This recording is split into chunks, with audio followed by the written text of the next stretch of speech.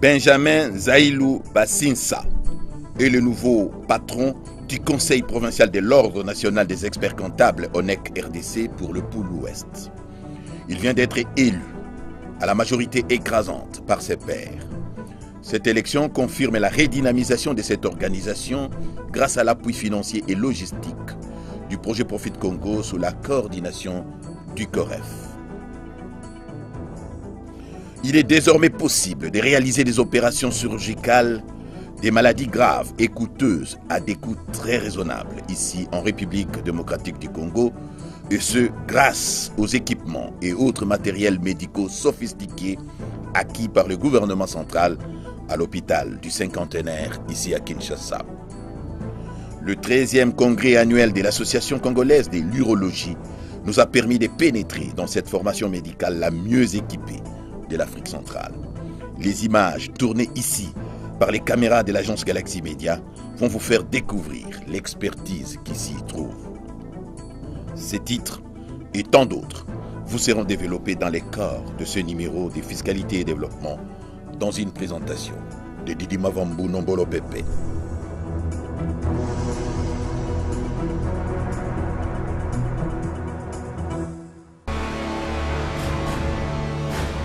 Agence Galaxy Media, la passion de développer la RDC.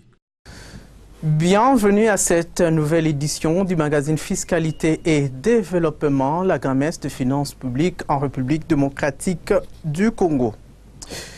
Le processus de consolidation de l'Ordre national des experts comptables de la RDC se poursuit dans les pays avec l'appui du projet Profit Congo géré par le COREF. La semaine du 15 au 21 octobre 2018 a donc été marquée par l'organisation des élections des conseils provinciaux du pôle de Kinshasa et de celui de Lubumbashi. Jean-Louis Miaseka-Malouba qui est Fonfamaki Tudoma reviennent sur le scrutin dans la capitale congolaise au centre d'accueil Caritas qui a vu l'expert comptable Benjamin Zaïlou Bassinsa porté par ses confrères de Kinshasa, du Congo central et des ex-provinces du Bandundu et de l'Équateur à la tête du conseil provincial de l'ONEC RDC pour le pôle ouest. Benjamin Zaïlou Bassinsa, managing partner d'ABM Zaïlou & Co. est le président du Conseil provincial de l'Ordre national des experts du pôle de Kinshasa. Au terme des élections, ce mardi 16 octobre 2018, il est 22 h quand il s'adresse à ses confrères dans la salle Anouari du centre d'accueil Caritas. Cette victoire, c'est la victoire de la profession. C'est la victoire d'une ambition que nous avons tous pour la profession. Et que désormais, dans les creusets de l'ordre, tout le monde devrait se retrouver comme expert comptable sans autre considération. Et je crois dans cet esprit, nous allons construire un ordre solide qui sera respecté par nos partenaires au niveau du pays et à l'extérieur sur le plan international. Il est revenu au bureau provisoire de l'Assemblée provinciale mise en place le lundi 15 octobre 2018 et présidé par Samuel Miakoudi Maïza d'organiser ces élections. Le mardi 16 octobre 2018, jour d'élection pour l'ONEC Pool Kinshasa, après la validation des mandats, c'est l'occasion pour les candidats de présenter leur programme d'action, comme pour la vice-présidence. Les jeunes qui sortaient de l'université ne trouvaient pas de place.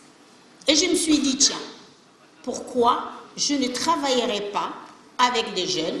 Une fois élus, nous restons et resterons la sentinelle de la loi portant création et organisation de l'Ordre national des experts comptables. Favoriser la formation continue, permanente et ponctuelle afin d'agir en toute indépendance. On a besoin de changer la loi. On a besoin d'améliorer la loi. Et raison pour laquelle nous avons prévu un projet à part sur l'amélioration de la loi. Le premier problème que j'ai noté, c'est celui lié à la répartition des marchés des commissariats aux comptes dans les entreprises publiques. Le deuxième, c'est la question relative à l'indépendance et à l'incompatibilité. Les prétendants à la présidence ont clos les interventions. Les premières rangées de gauche de la salle à Noiret font office d'isoloir pour les 221 électeurs qui sont appelés un à un. Il commence par départager les 11 candidats qui se disputent les 9 postes à pourvoir comme membres du bureau. Ils élisent ensuite le trésorier adjoint, le trésorier, le rapporteur adjoint, le rapporteur, le vice-président et le président. Et s'ensuit le dépouillement. Celui des membres du bureau est une éternité.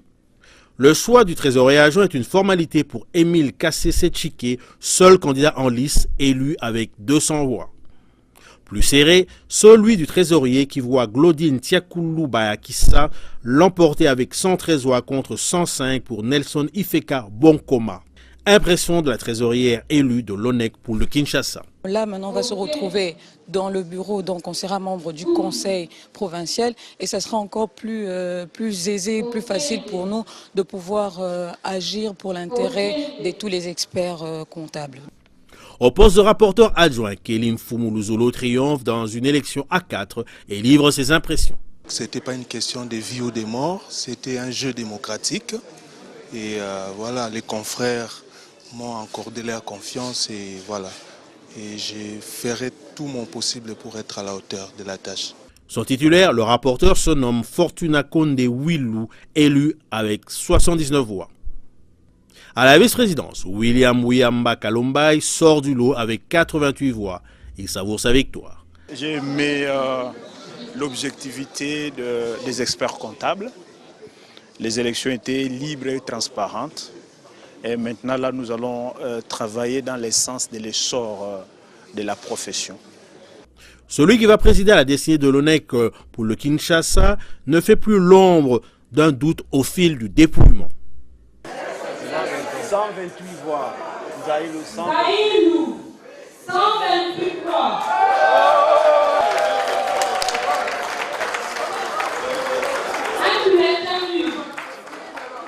Benjamin Zaïlou Bassinsa gagne la présidence avec 128 voix devant Samuel Manzambi Kavoko, 74 voix, et André Fokotomena, 19 voix. Voici la première déclaration à chaud de l'expert comptable Benjamin Zaïlou. Les aînés ont essayé de mettre un ordre en place, ça n'a jamais marché. On a eu un concours de circonstances énorme. Il y a eu beaucoup de gens qui ont compris l'utilité de l'ordre dans notre pays. Et voilà, l'ordre est installé maintenant. Le président du bureau provisoire de l'Assemblée provinciale, Samuel Miakoudi Maïza, dans ce mot de clôture de ces élections, a remercié le COREF et son projet Profit Congo pour le soutien tant financier que logistique. Toujours au COREF, revenons sur quelques aspects des travaux de l'atelier de renforcement des capacités de médias en matière de traitement de l'information sur les finances publiques organisé il y a de cela quelques jours, toujours au centre d'accueil Caritas Congo. Le coordonnateur national adjoint du COREF et du projet Profit Congo, Babi Vangu, a, dans son exposé, expliqué les principales innovations introduites dans la loi des finances publiques. L'OFIP suivait cet extrait sélectionné par Patience Voumidi Abokole sur les images, une fois de plus, de Fonfon Makitou Doma. Toujours dans les fonds, il faudrait relever les principes de la légalité des recettes et des dépenses. C'est un principe qui a été affirmé dans la loi et traduit à travers les références normatives des articles 9 et 10 de cette loi. Donc l'impôt ne peut être établi que par la loi. Même les exemptions par rapport à ces impositions, c'est la loi qui doit les prévoir. Aussi, la loi fixe la nomenclature des recettes qui doivent être perçues à tous les niveaux. Au niveau du pouvoir central, au niveau des provinces.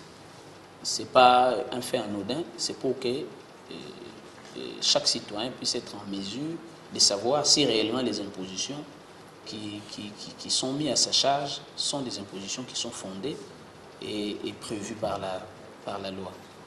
En matière de dépenses aussi, les dépenses ne peuvent pas être exécutées si elles n'ont pas été prévues par une loi, n'ont pas été prévues par une loi, si même les obligations financières ne peuvent pas être exécutées si ils ne marchent pas dans les cadres d'un édit budgétaire ou dans les cadres de tout autre texte pouvant faire autorité sur la matière bien donnée. Ce sont des principes qui visent à, d'une part, à sécuriser la population et d'autre part aussi à poser les bornes sur la responsabilité des préposés de l'État qui sont commis aux tâches d'exécution des dépenses ou de perception des recettes. Il faudra noter l'introduction du principe de la sincérité. C'est un principe transfuge du droit de la comptabilité privée qu'on a inséré, qu'on a intégré dans la comptabilité publique et qui voudrait que les prévisions soient sincères. Simplement, les prévisions que les gouvernements présentent, que les collectivités publiques présentent ne soient pas fantaisistes. L'évolution du principe de la spécialité. Je vous ai dit que à ce jour, au niveau du Parlement, le vote du budget ne se fait que par article par article. Vous avez demandé des véhicules, on va voter article par article.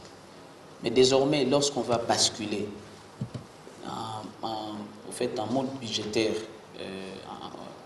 en gestion budgétaire, en mode programme plutôt, le vote du budget se fera par politique, donc par programme. On vote les programmes.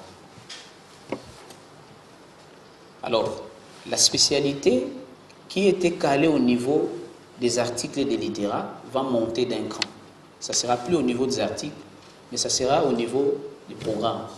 La déconcentration de l'ordonnancement, on en a parlé hier. Donc, les ministres des Finances et du Budget cessent d'être... la fonction doit évoluer, doit être répartie au sein de tous les ministères.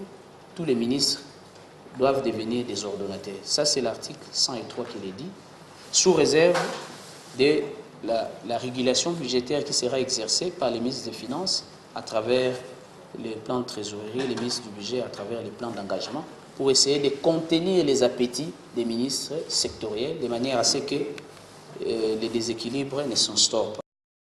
Bon, l'instauration du budget programme, je pense qu'avec les explications que je vous ai données, vous avez quand même une idée sur ce qu'un programme par rapport au budget moyen. Donc,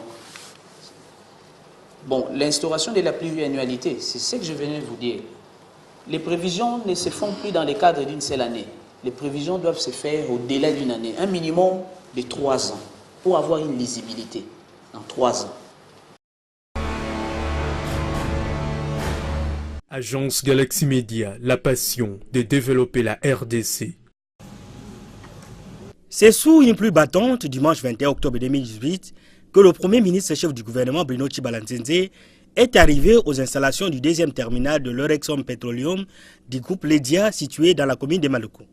Dans sa délégation, quelques membres du gouvernement, les directeurs généraux des services publics, dont le directeur général adjoint de la DGDA en charge de l'administration et finances Jean-Baptiste Kongolo Kabila et le directeur général adjoint en charge des questions techniques et des réformes Simon Ubenzouka. Le président du conseil d'administration de l'Orexon Petroleum, Claude Bossio, dans son mot, a présenté d'abord l'historique du projet, en même temps à remercier le gouvernement congolais pour son accompagnement. C'est grâce à la vision de son Excellence Joseph Kabila, président de la République, chef de l'État, favorable à l'émergence économique de notre pays, entre autres par la libéralisation économique de notre secteur pétrolier, que, au nom de notre président directeur général de société du groupe Ledia, le patriote Jean Lengo Diandinga, dans sa collaboration avec la Société nationale Sonaïdroc et ses partenaires, autres comme Petrocam et j'en passe, que nous vous remercions. De son côté, le Premier ministre Bruno Tshibala a réitéré le soutien de son gouvernement aux initiatives de développement des Congolais pour le développement de leur pays. Au vu de l'importance de l'apport de l'initiative privée congolaise dans ces secteurs, cas de l'Erescom Petroleum, fruit de la vision d'un fils du pays, Lengo Diandinga, que je vous demande d'applaudir.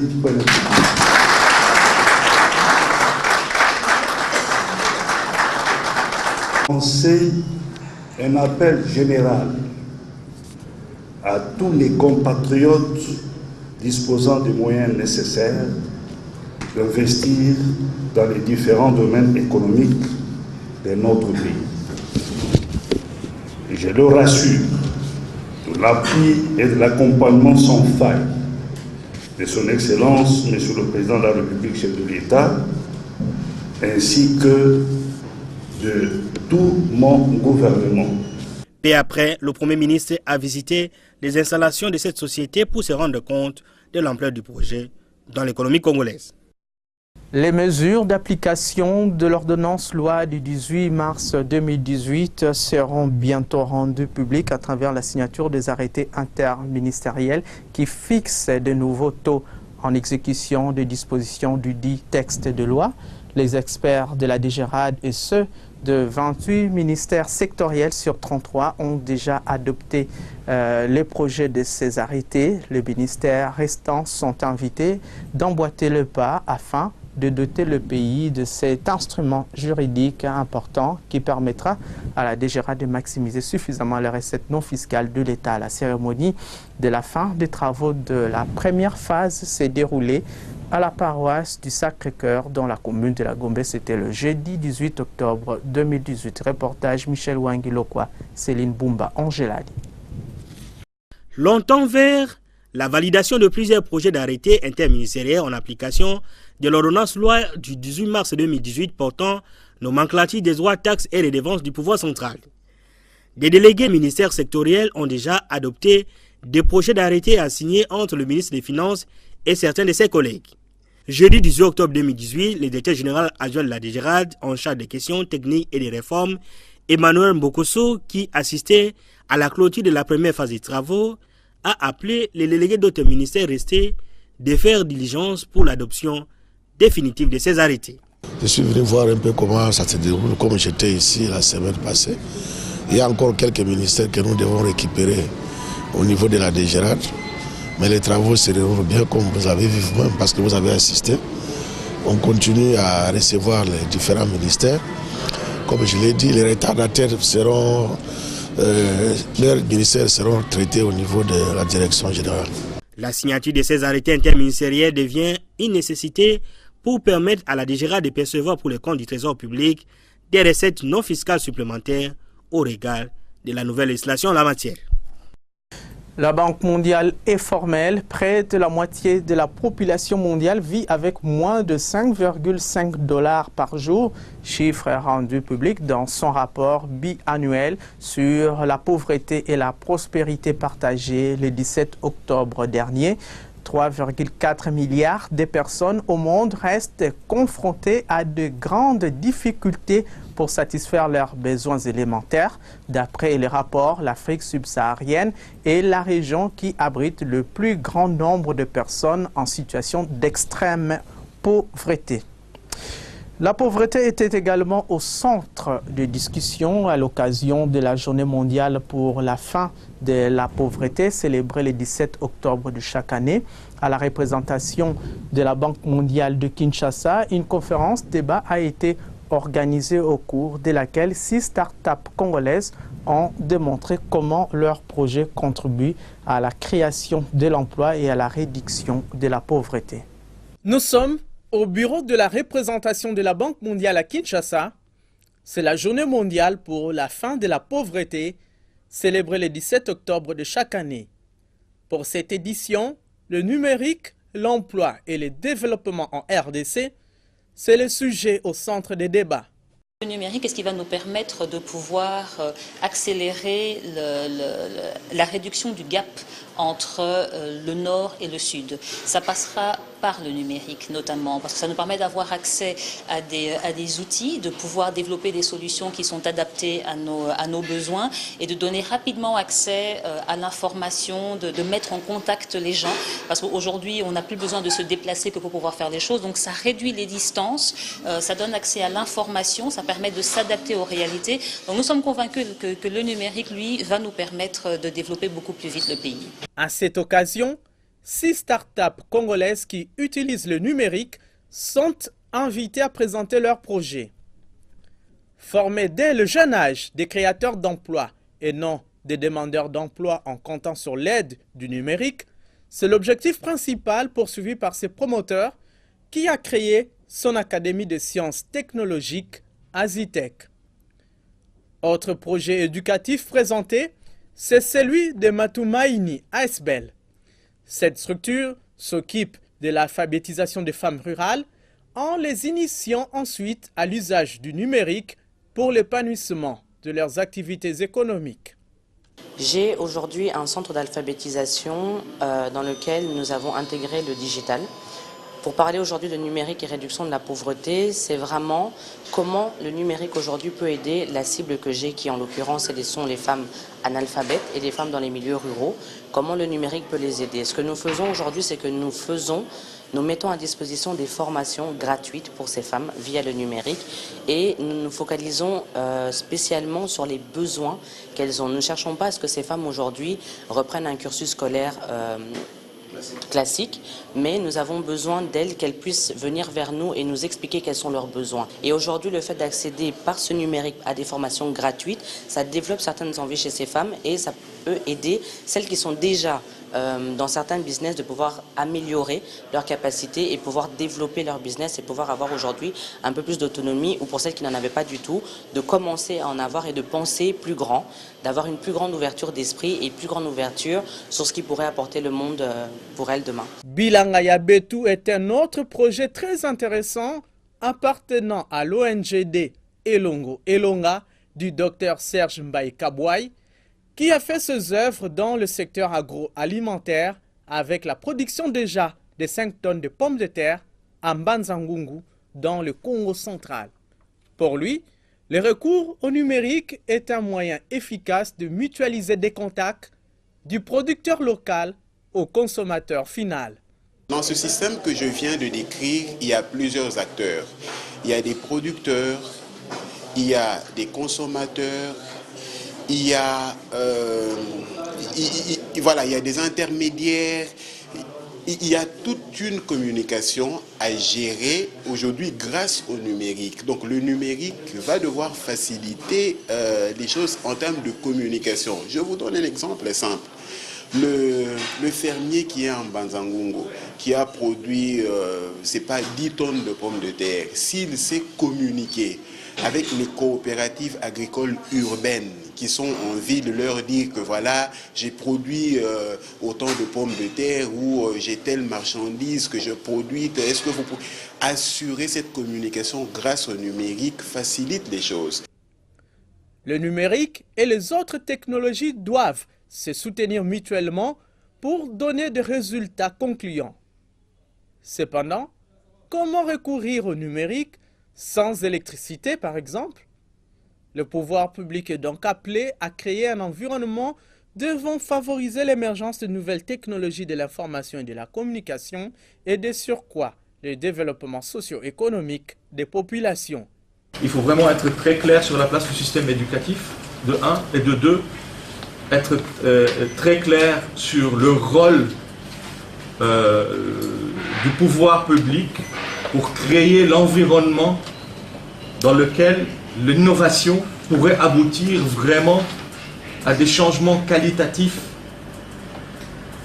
dans la vie et le bien-être des Congolais. Et dernière observation, je salue le fait que vos initiatives partent surtout de réalités du terrain et sont adaptées sur les réalités du pays.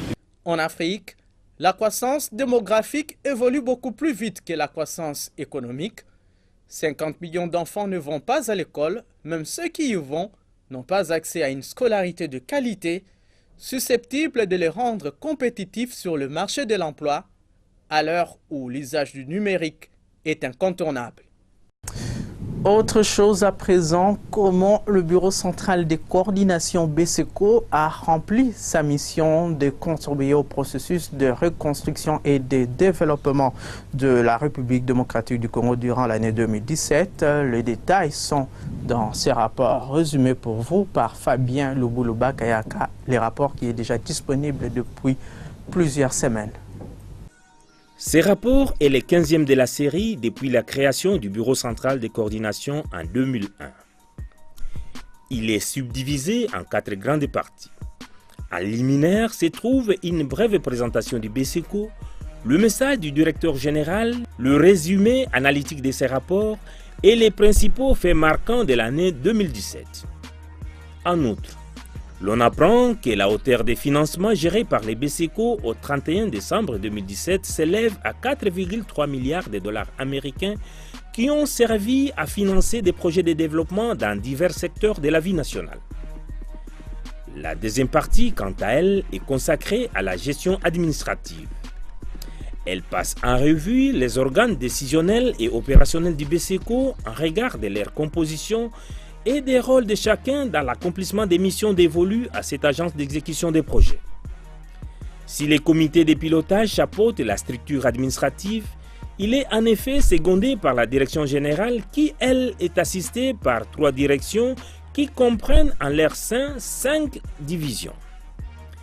Le BSECO, considéré comme le fer de lance du gouvernement en matière de la reconstruction nationale, la troisième partie de ces rapports détaille les opérations menées sous chacune des 2 catégories des projets lui confiés, à savoir les projets sous gestion totale et les projets sous gestion fiduciaire, essentiellement dans les domaines des infrastructures de base et des secteurs sociaux à travers les pays.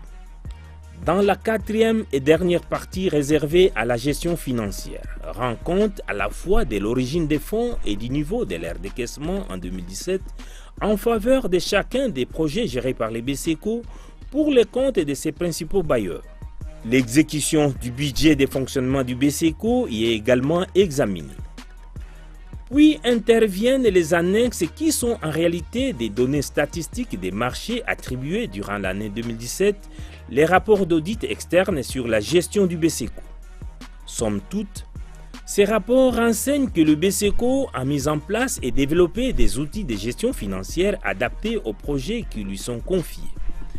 Ces derniers permettent de veiller à la régularité et à l'éligibilité des opérations financières par rapport aux accords de financement, au manuel de procédures et au protocole d'accord.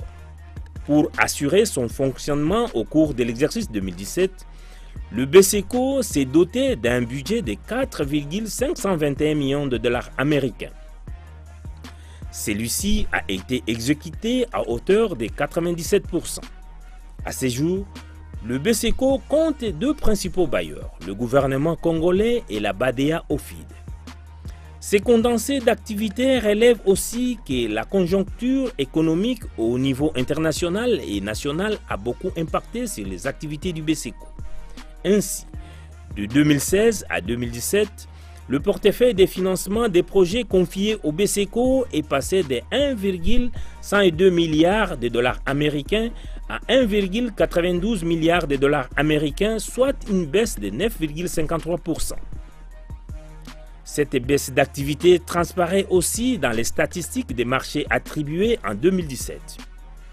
Le volume de réalisation a connu une baisse de 73,3% par rapport à l'année 2016 suite à un régime d'activité relativement peu soutenu. Selon ces documents, cette situation est justement consécutive à la diminution des investissements dans les secteurs sociaux, à la baisse des cours des matières premières finançant principalement les budgets de l'État, ainsi que l'organisation des échéances électorales nécessitant des moyens conséquents.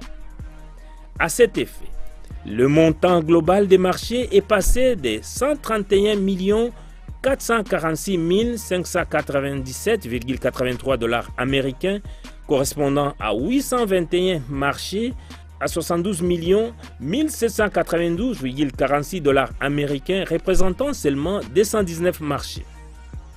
Ces rapports se terminent par un échantillon des rapports détaillés de quelques auditeurs indépendants sur les états financiers de certains projets gérés par les BSECO. Cet exercice de redevabilité auquel s'adonne chaque année le BSECO est un bel exemple que d'autres institutions devraient suivre. Si vous êtes industriel exerçant en République démocratique du Congo, rassurez-vous que vous êtes assujetti au paiement de la taxe de promotion de l'industrie locale TPIL pour les ventes de vos produits sur le marché local. Dans ce cas, collectez et reversez mensuellement la taxe de promotion de l'industrie locale au taux de 2% du prix du revient industriel. C'est contribuer à la pérennisation du cycle de financement des projets industriels en RD Congo. Tenez, la taxe de promotion de l'industrie locale est une parafiscalité préaffectée au financement des projets industriels. Ceci est un message du Fonds de promotion de l'industrie. FPI, votre partenaire privilégié pour la réussite de vos projets. Les tendances de prix de denrées alimentaires de grande consommation sur les principaux grands marchés de la capitale congolaise au samedi 20 octobre 2018 avec Philochole Bapeke Unkani, rendu ici par Priska Sekana Kinzonzi Ani. Bienvenue.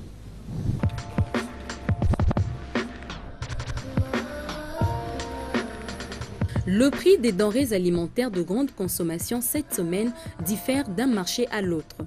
Concernant le poisson chinchard au marché de la Liberté, le prix d'un carton de 20 plus de 30 kg a connu une hausse. Il est passé de 112 000 francs congolais il y a quelques jours à 112 500 francs congolais, soit une augmentation de 500 francs congolais.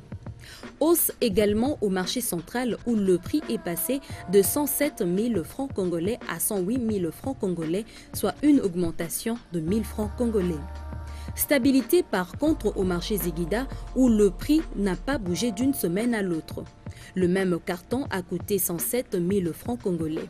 Et enfin, au marché Gambela, pour avoir un carton de 20 plus de 30 kg, il faut débourser 105 500 francs congolais. Du côté sucre, un sachet de 5 kg de la compagnie sucrière de Kwilungongo est resté stable à 6 500 francs congolais, hausse également au marché central où le prix est passé de 6 200 francs congolais à 6 300 francs congolais, soit une hausse de 100 francs congolais. Au marché Ziguida, il a coûté 6 200 francs congolais et enfin au marché Gambela, il s'évend à 6 300 francs congolais.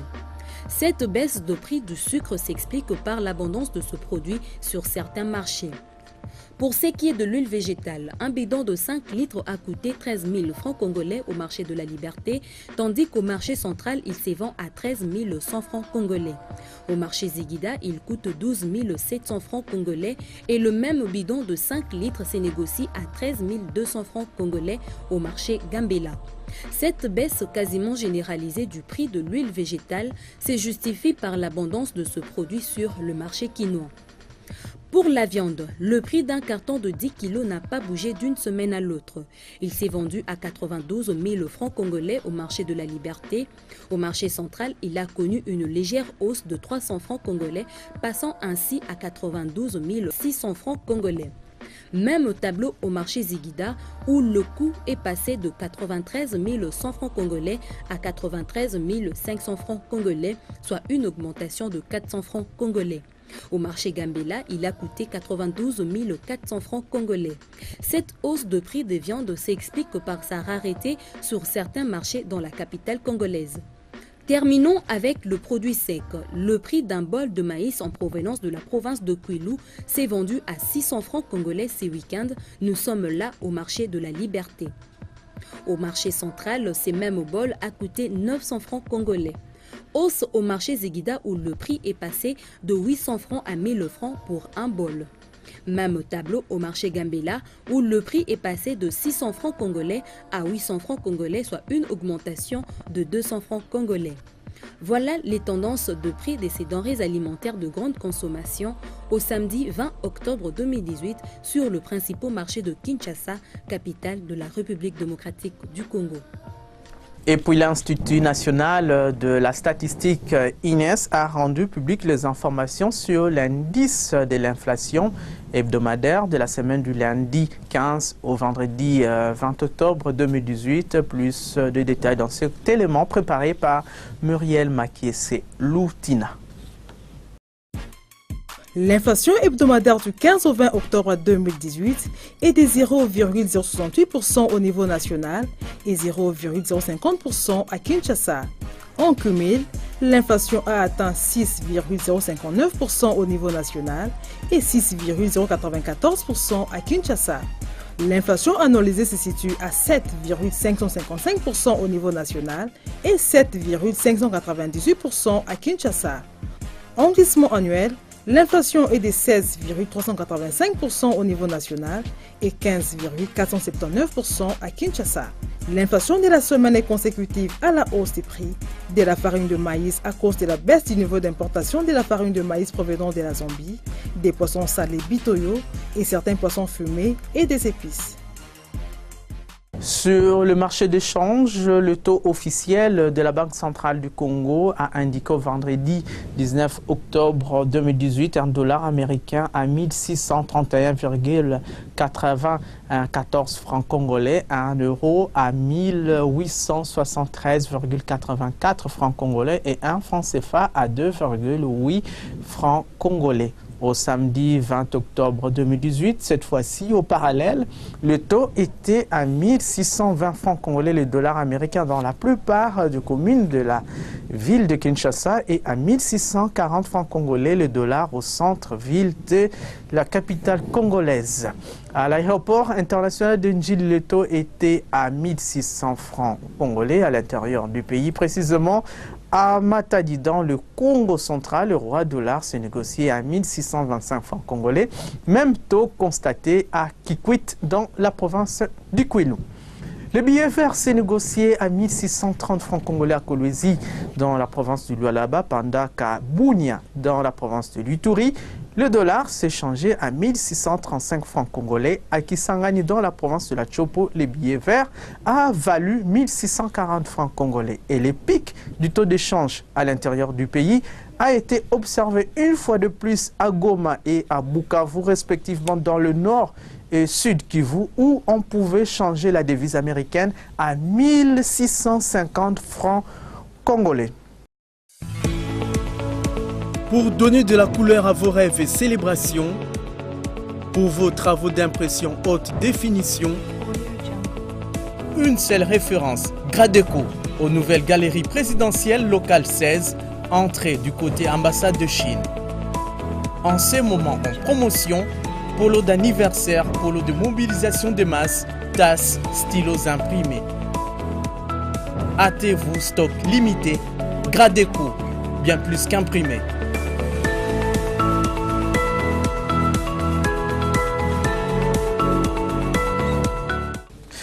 Pour un travail efficient et productif, l'homme, acteur principal du développement, doit être en bonne santé, surtout pendant cette période où il y a la recrudescence de certaines maladies les plus graves et les plus coûteuses. Le meilleur traitement pour ces cas reste la prévention. La question a été largement abordée lors du 13e congrès annuel de l'Association congolaise d'urologie couplée au premier congrès de l'Association panafricaine de chirurgiens urologues tenu du 18 au 19 octobre 2018 à Pullman Hotel ici à Kinshasa.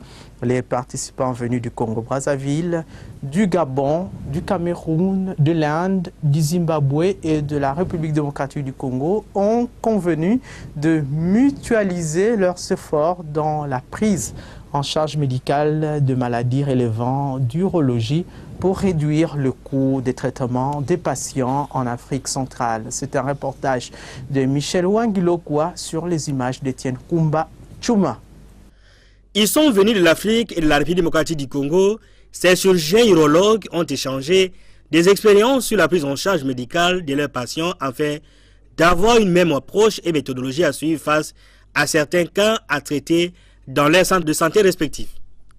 Échange d'expériences et de connaissances pour permettre aux médecins africains d'être en mesure de soigner en Afrique des cas dangereux d'urologie, notamment l'insuffisance rénale, le cancer de la prostate, la fistule obstétricale, les tumeurs de la vessie. La liste n'est pas exhaustive. Des maladies graves dont le coût de traitement ne sont pas à la portée de toutes les bourses.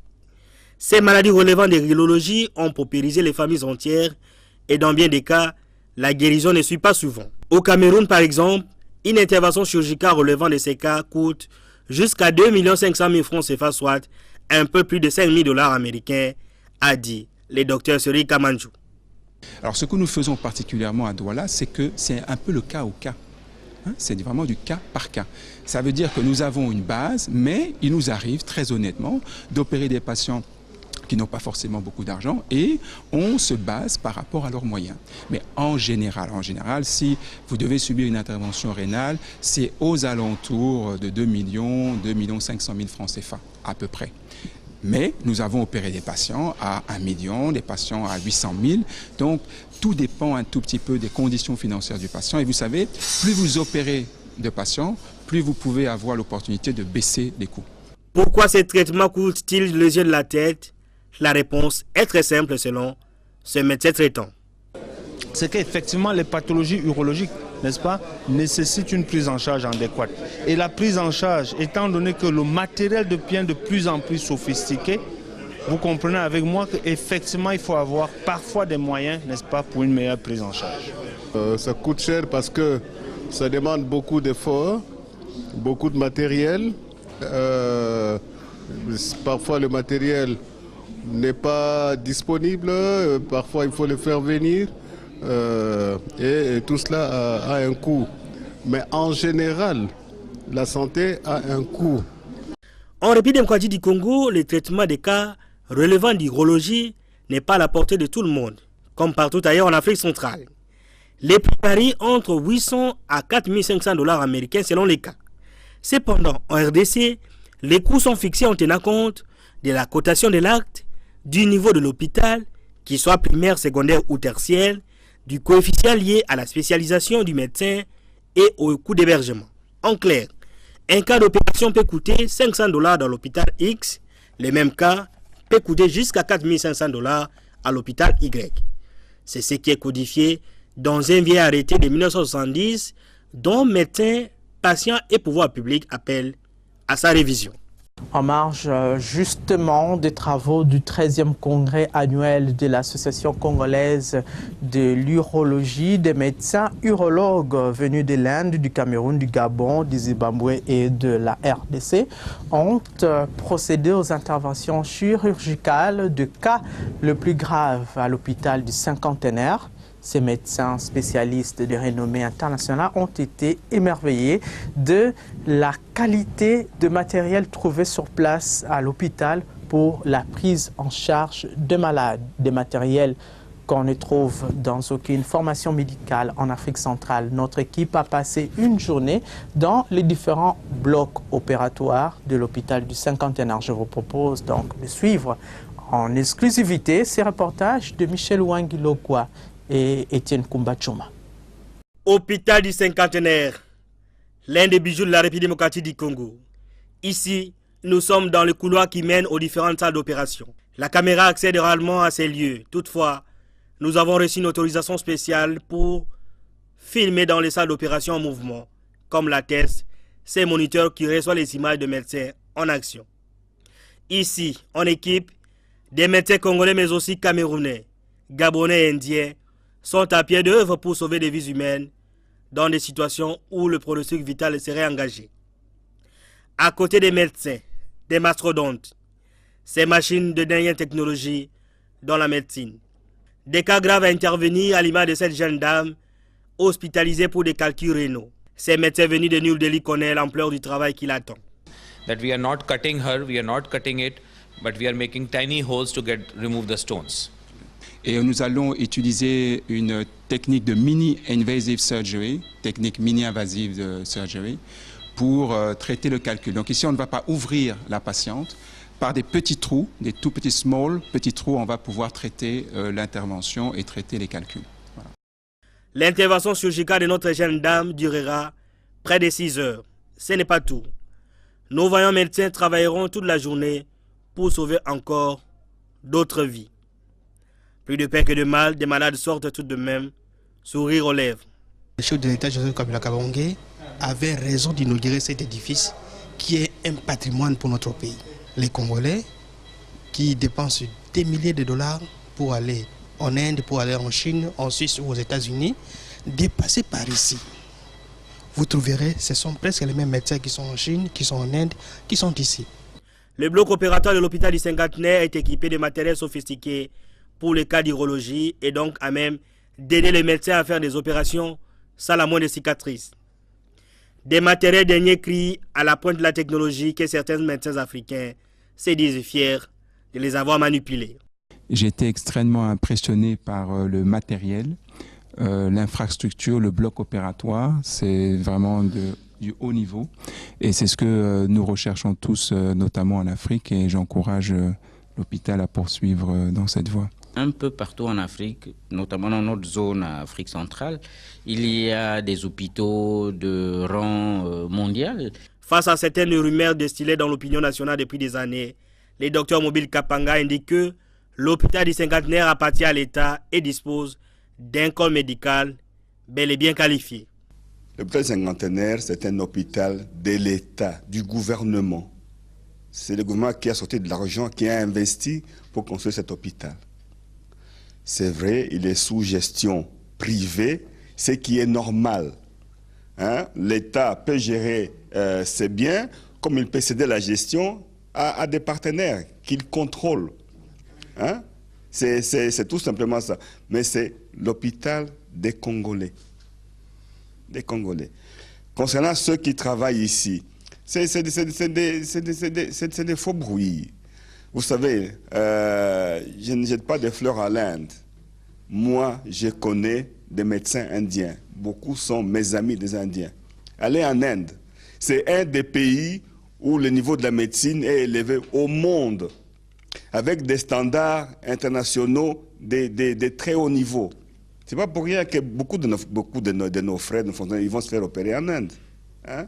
Qu'on cesse de dire, là, les Indiens, ils ont non, comment on va amener un type incompétent ici? C'est pas possible. C'est pas possible. Après une journée ponctuée d'interventions chirurgicales délicates, des médecins congolais, camerounais, gabonais et indiens rentrent la tête haute et fiers d'avoir sauvé leurs patients. Entre-temps, c'est la reprise de cours dans les institutions de l'enseignement supérieur et universitaire du pays pour l'année académique 2018-2019. Les parents devraient faire face aux multiples dépenses pour assurer une bonne éducation de leurs enfants dans les différents établissements publics ou privés. C'est le cas de l'Institut supérieur de techniques médicales Révérend Bokundoa, où la rentrée académique a eu lieu le lundi 15 octobre 2018. Plus de détails dans ces reportages, une fois de plus, de Michel Wang. C'est parti pour l'année académique 2018-2019 à l'Institut supérieur des techniques médicales Révérend Bokundoa. L'ISTEM RB attend près de 1000 étudiants cette année et avec le même objectif, proposer un enseignement de qualité et à faible coût. Son directeur général, le Dr Serge Nkoyi, revient sur les spécificités de cette année académique. Et nous avons donné les plans du programme parce que cette cérémonie d'ouverture doit être suivie d'une semaine d'encadrement pédagogique et scientifique, de corps scientifiques et académiques, ainsi que des étudiants, surtout ceux qui sont nouvellement inscrits, qui commencent la vie dans le monde de l'enseignement supérieur et universitaire. Donc c'était ça le programme et après cela, ce sera l'affichage des horaires de cours et nous commençons avec le cours. Donc nous attendons encore la mise en musique de l'instruction E20 provenant de notre ministre de tutelle pour les instructions, les grandes lignes des instructions pour le fonctionnement de cette année académique 2018-2019. C'est alors que nous allons encore étoffer, embellir nos prises de position pour cette année. Voilà tout. Les enseignements des techniques médicales nécessitent une présence physique assidue des apprenants dans les salles de cours. C'est pourquoi ici, les frais ont été revus à la baisse, soit $350 américains toute l'année. Cependant, l'étudiant doit prévoir quelques frais annexes pour le laboratoire et les stages. Nous terminons cette édition de fiscalité et développement en rendant un dernier hommage à notre confrère Séverin Nguelo Kanda, caméraman professionnel au sein de l'agence Galaxy Media, qui nous a quittés depuis le samedi 6 octobre dernier à Johannesburg, en Afrique du Sud, de suite d'une longue et pénible maladie. Il s'y est de rappeler qu'une veillée mortuaire a été organisée ici à Kinshasa dans la nuit du vendredi 19 octobre au samedi 20 octobre 2018 dans la salle de conférence de l'école primaire de la gare dans la commune de la Gombe. La levée du corps est intervenue ce samedi 20 octobre de la morgue King and Queen de Johannesburg. Deux hommages lui ont été rendus sur place avant l'inhumation du corps du défunt au cimetière Emerencia, toujours en Afrique du Sud. Caméraman à l'agence Galaxy Media depuis 2004, Séverin Ngwe Lokanda laisse une veuve et 3 petites filles. Que la terre de nos ancêtres lui soit douce et légère. Nous t'oublierons jamais, chers collègues, amis et frères. Merci de nous avoir suivis à partir de la ville de Johannesburg en Afrique du Sud et excellente suite des programmes en compagnie de cette chaîne.